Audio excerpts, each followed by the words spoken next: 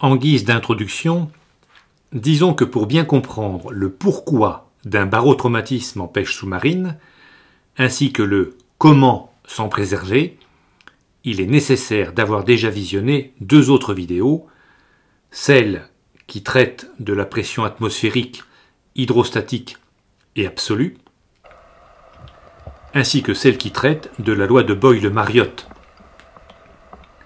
Cette dernière vidéo expose la relation qu'il existe systématiquement entre une pression et un volume gazeux soumis à cette pression.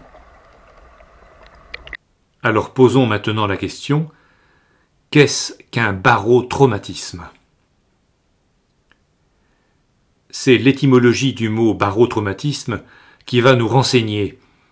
En effet, celui-ci est composé à partir de deux mots grecs, baro, qui veut dire pesanteur, en fait c'est pression dans le cas qui nous intéresse, et traumatisme, qui veut dire lésion. Le barotraumatisme est donc une lésion due à la pression. Il existe 6 sortes de barotraumatisme que nous allons énumérer maintenant, sachant que seuls les 4 premiers d'entre eux intéressent le pêcheur sous-marin.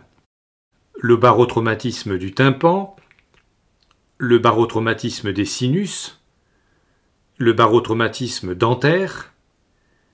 Ces 3 premiers barotraumatismes, disons-le maintenant, concernent notamment les disciplines subaquatiques pratiquées en piscine dans quelques mètres d'eau, le tir sur cible subaquatique, le hockey subaquatique, la plongée sportive en piscine.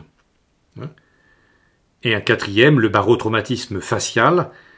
Avec celui-ci sont énumérés les 4 barotraumatismes qui intéressent le pêcheur sous-marin, ainsi que l'apnéiste profond d'ailleurs. Chacun de ces barotraumatismes fait l'objet d'une vidéo spécifique dans laquelle tu peux découvrir les développements concernant le barotraumatisme en question, mais aussi les conduites à tenir pour s'en prémunir à 100%, car disons dès maintenant que l'on peut s'en prémunir des barotraumatismes à 100%. Il existe également 2 autres sortes de barotraumatismes susceptibles d'être rencontrés en plongée scaphandre, que nous ne citons que pour information puisque cette série de vidéos ne concerne que la pêche sous-marine. Il y a donc le barotraumatisme de l'estomac et des intestins et le barotraumatisme des poumons. Je te dis à très bientôt sur cette chaîne YouTube.